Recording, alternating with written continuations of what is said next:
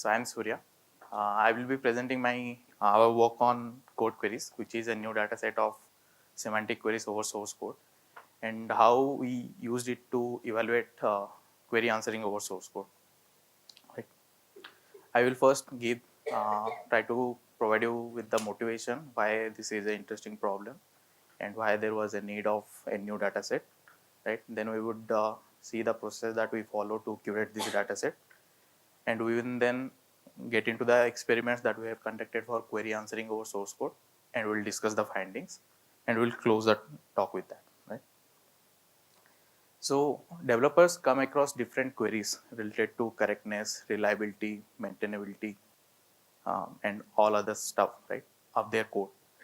And few of the existing tools are helpful for resolving those queries. But there are few queries related to code semantics at which the existing tools fall short. To understand what we mean by code semantics, let's go through an example. We can make it a thought exercise also. Right. On the right hand side, on the left hand side, we have a code implementation of multiple inheritance in Python. Right. There is one platypus class which is inheriting from mammal and bird class, and it uses the getFacts function from one of the parent classes in the description function of its own. Right. So there are two possible outcomes. I don't think it is visible. Right. Uh, so as you already might be knowing that platypus is a egg-laying mammal, right? So mammals generally, USB is not there. So mammals generally give birth to young ones, right? But birds lay eggs for offsprings, right? But platypus is an exception. It is an egg-laying mammal, right? But because of the inheritance order that has been defined during multiple inheritance of the platypus class, it is going to, in the description of the output of the description function, it is going to output as that Perry, I am a platypus and I lay eggs, I give birth to young ones, because mammal is previously defined than bird in the multiple inheritance definition of the base class. This scenario is called um, uh, conflicting attributes in base class, right? So as everything is an object in Python, whenever there is a multiple inheritance, there would occur this diamond problem of inheritance, right? So in multiple inheritance, now the platypus class has to identify from which class I need to inherit the common attribute. So this results in outputs which might not be desirable by the developer. So it might be it might be a query for the developer, and he may ask about this, right? But existing tools cannot understand this kind of semantics. So for those kind of queries like conflicting attributes in base class, the answer span would be the base class definition, that is the platypus class, and the supporting facts would be the getFacts function that are defined in the parent classes, because they justify the platypus class being an answer span, right? There are few tools like CodeQueries which can be used to answer these semantic aspects of code, but they have few caveats with it. They work in two-step manner. In the first step, they have to create a database from the existing code, and in the second step, the developer needs to write a query in some specific query language to query upon that database, right? So on the left-hand side, we have a real-life example which has been also included in our data set of conflicting attributes on base class query, right? Here, throughout the presentation, the answer spans have been highlighted in red and the supporting facts are highlighted in green. So once the database is created, one can write a QL query similar to that is present on the right hand side and use that to query upon the database to get these spans. But there are few caveats that there is a setup cost associated with it, that you need to create the database. And once that code changes, you need to recreate the database. So each code iteration would need you to recreate the database. The database creation process itself is also resource sensitive. And you also need to learn about this specific query language, that if you see in the query language, it is first importing some Python related modules which would be needed to analyze a Python code that is present in the database. Right? So we started to answer querying the queries over our Python code. Then we are going to learn about another language. So it is not feasible, right? As we have seen that these kind of queries related to the semantic aspects of code, the answers generally found in the context of the code that is the developer is asking the question about, right? So to mitigate the issues that we are facing with the existing tools, can we use a ML system instead, right? Given a query and a context, can we predict some answer spans and supporting fact spans? Recent advancements have shown that LLMs and ML systems are capable of doing these kind of tasks. So whether can we replace uh, the existing tools which are resource intensive? Okay. So we started to explore that problem statement. Then we realized there is no existing data set which is suitable for training such models. Such a data set would need three components in its data instances: one query, context, and the associated spans.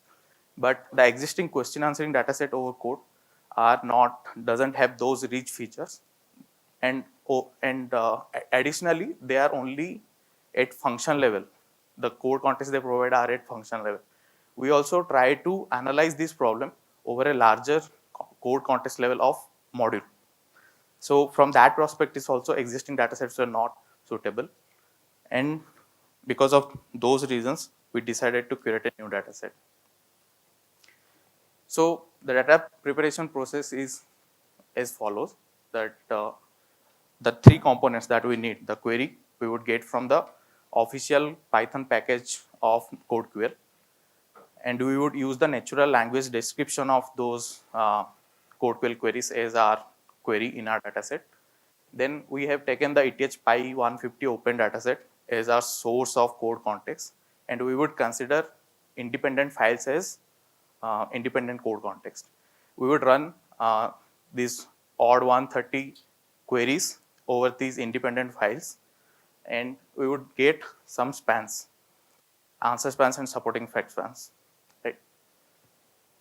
Apart from getting the answer supporting fact spans, we also analyze the QL query definitions to mark relevant code blocks at a module level for a specific query. So given a query file pair, if you are getting some answer and supporting fact spans, then that would constitute a positive example in our dataset.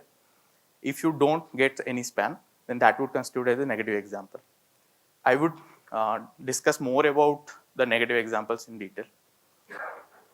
And also we restrict our dataset to 52 queries out of these odd 130 queries, because only for these 52 queries we are getting a threshold number of minimum examples, and these ML models would need some examples, right?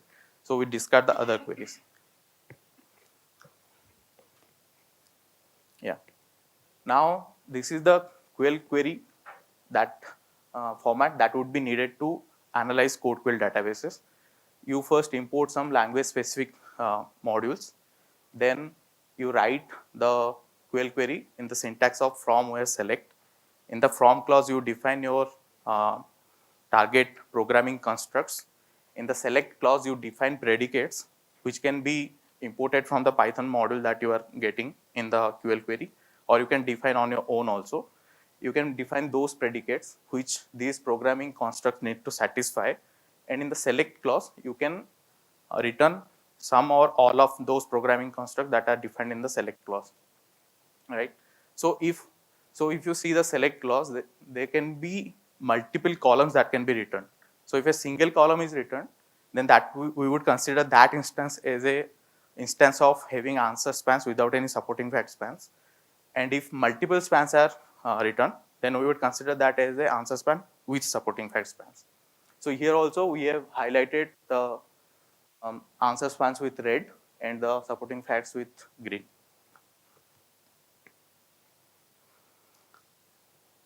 In our 52 queries that we have considered for CodeQueries dataset, there are some queries which needs to analyze over multiple code blocks to get to an answer span, whereas some queries are there which doesn't need to analyze over the multiple code blocks and can get the information from the local context surrounding the span. Right. One example of multi-hop is the conflicting attributes in base class, which we have been discussing. Another example of one example of single of query is this nested loop in same variable, which nested loops with same variable, right? So this denotes the scenario where we have nested loops with the loop variable being same in the loops, right? So we categorize our 52 queries to 37 single hop queries and 15 multi hop queries. Now previously we discussed that when analyzing a query with a CodeQuery, a code context with a CodeQuery query, for a query file pair, we might get some spans. That would constitute the positive examples. If we don't get any span, then that would constitute negative examples. But these potential negative examples might be very trivial to answer. For example, in conflicting attributes in base classes, if a code context doesn't have any class implemented, then that is a very trivial case for an ML system to answer that there is no span for conflicting attributes in base classes. So to have stronger negative examples, we analyze the CodeQuery queries that we have used to get the positive examples and manually derive the logical negation of those queries and ran these negative CodeQuery queries on the code context to get negative examples. This provided us plausible answers, but not the correct spans for the query. For example, in conflicting attributes in base classes, in that if a class is inheriting from multiple classes, but there is no common attribute between the parent classes, then that would constitute as a negative example. So all these exercises brings us to a CodeQueries dataset with 52 queries, which need reasoning of single hop or multi hop over a module level context, and with positive and negative examples. Here, negative examples would not have any spans present. Now, compared to previous dataset, now CodeQueries have module level code context. We have provided the levers to work at a class or function level context also. But if somebody wants, it can go up to module level context. We have a considerable number of examples in our dataset, both at code block level and at file level. And this dataset is suitable for tasks that can be simulated for in an extractive question answering setup. Right. Coming to experiments, we started with the problem of understanding whether semantic query answering can be done with ML systems or not. After the data set is in place, we came back to that problem, and we formulate this query answering over source code problem as a span prediction problem, where given a sequence of query tokens and code block tokens, we would predict what are the answer span and supporting fact spans, right? So architecture wise, our span prediction setup looks something like this. We would tokenize our query and the code block tokens and pass it through an encoder and do a token-wise multi-class classification into the levels of BIOF, right? B would represent the starting of an answer span. F would represent starting of an supporting fact span. I would represent inside of some span, and O would represent not being part of any span, right? As design choice, we experimented with QBERT, CodeBERT, Graph CodeBERT, and non-pretrained transformer encoder model as our encoders. And we use exact mathematics for evaluating the performance of these setups. So during our experiments, we realized that not all code blocks that are present in the file would be relevant for a specific query. Additionally, because of the input limit length of these models, many files were not being able to fit into the model input limit length, right? So we devised a two-step procedure where, given a query and a code set of code blocks, we would first classify whether the code blocks as relevant or not relevant, then do a span prediction on the top of the relevant predicted code blocks. Right? To simulate a real-life scenario of having limited data, we trained two versions of each of the relevance classifier model and the span predictor model. One version was trained with 20 files, 10 from positive, 10 from negative, and another version was trained with all files. So in these results, the two-step XY would represent that the relevance classifier is trained with X files and the span predictor is trained with Y files. And apart from the two-step procedure, we also experimented with two heuristic-based approaches, prefix and sliding window. In prefix approach, we would just select the first set of input limit length that is possible in the model and do a single inference. In sliding window, we would complete the whole context with multiple inferences. So for all the setups, they were performing comparatively better with negative examples as compared to positive examples. This was expected because in positive examples, the model needs to predict the starting of the span and also all the subsequent tokens that are present in the span. But for negative examples, it just need to predict that there is no span present with level O. And understandably, two-step 2020, which is the where the models are trained with only 20 files, there it achieves only 3% exact match. And when we train the relevance classifier model with additional model, is two-step all 20, we see considerable improvement in the precision measure of the relevance classifier, which is on the right-hand side, table 2. This training of relevance classifier with additional data helps with those queries which result in multiple spans in a file. So one example of that query is imprecise asset. Generally, whenever asset statements are being used by a developer, generally there would be multiple asset statements throughout the code. So for those kind of queries, two-step all 20 helped a lot. The span predictor model that was trained with 20 files, that was able to predict spans for those queries where there is a definitive pattern was present. One query in our dataset is Flash is run in debug mode. So there we, in the span, we have an argument debug equal to true. So there is a definitive pattern. So at those queries and prediction model which were trained only with 20 files was succeeding a little bit, but with others it wasn't. And the span prediction model that was trained with all files was predicting far superiorly with all the other queries also. And understandably, two-step all and all, which is both the models were trained with all the files, is performing better than all the three other alternatives and also with respect to the heuristic based. So these are the numbers that we get on the complete test data. We also did the evaluation related to answer span prediction and answer and supporting fact span prediction on a sample test data to have an apple-to-apple comparison with LLM-based prompting strategies.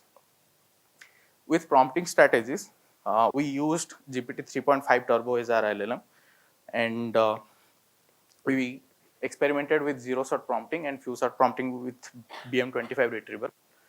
Here we have used the pass and K measure to understand the performance differences. Pass and K measure would use exact match. In pass at K, what happens?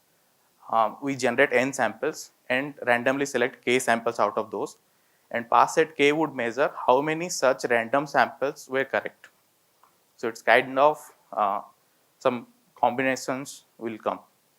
So as number of selected sample increases, that is K increases, the performance of these models improve.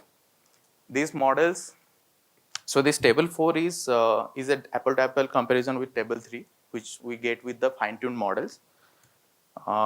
So we can see the two-step 2020 model, which is trained with limited data, and that have comparable numbers with the pass at K equal to 1, right? But one can generate multiple spans at once, like n can be 20, 30, but K with K equal to 1, it is giving low result, but with multiple generations, one can increase the K number to maximum extent and get higher numbers.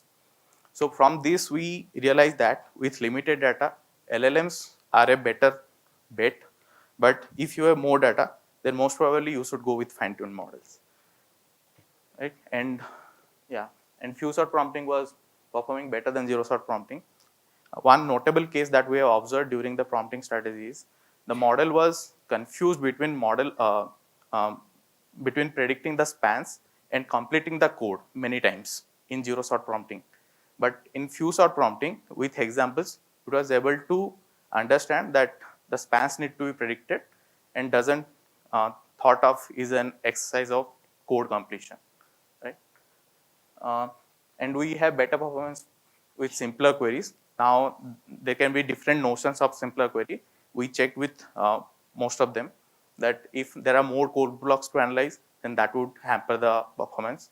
If the average input sequence length is high, or if there are average spans for an example is high, for those queries performance would be lower. And negative examples by definition were simpler. So there we have higher performance. Apart from all this, from our experiments, all the standard intuitive observation expectations that one would have holds, that pre-training helps, and which we saw from using the pre-training QBERT, CodeBERT, and GraphCode model. They were performing far better than the non-pre-trained transformer encoder model. And using code structure helps, that is using graph CodeBERT as an encoder instead of QBERT and CodeBERT. That was giving better performance, and more data, better the performance. So the query which had more data instances, they had the opportunity to learn over more variations, and they were better. Yeah. So concluding the talk, CodeQueries, we curated this new data set called CodeQueries, where we have 52 semantic queries at a module level context, both where a query might need multi-op or single-op reasoning. Right? We also include the positive and negative examples, and we conducted the fine-tuned model-based experiments and LLM-based experiments, and we have set the findings. We also released the code and dataset on open source platforms. Dataset is available on Hugging Face, and code is available on GitHub. So any contribution is welcome. Thank you. Any questions? Any questions? So one question is, when you're using CodeQuery, the questions as well as the answers, right? Yeah. In general, CodeQuery is a static analysis tool, and it can have false positives. Right? Yes. So now when you're saying you use that data to train another model or even for fine tuning, so do you remove the false positives manually and then use the actual correct answers? So where we have reduced the 132 queries to 52 queries, during that filtering phase, we have removed those queries which have possibilities of giving false positives. Okay, okay, but within a query itself, you can remove the false positives, right? Well, of Not course, always. It requires manual analysis. Because the effectiveness of static analysis tools, any static analysis tool would be depend on how it is implemented. So for CodeQuery, it would depend on what kind of predicates you have defined and whether those predicates are complete or not to cover all the situations. If there is any miss there, then that would result in false positives. So we have manually verified those queries for the 52 queries we have included in the CodeQueries dataset. Okay, good. So any other questions? So an interesting thing is the data set is open source and it's a very good data set. Maybe we can try it for future research. Okay, let's thank the speaker.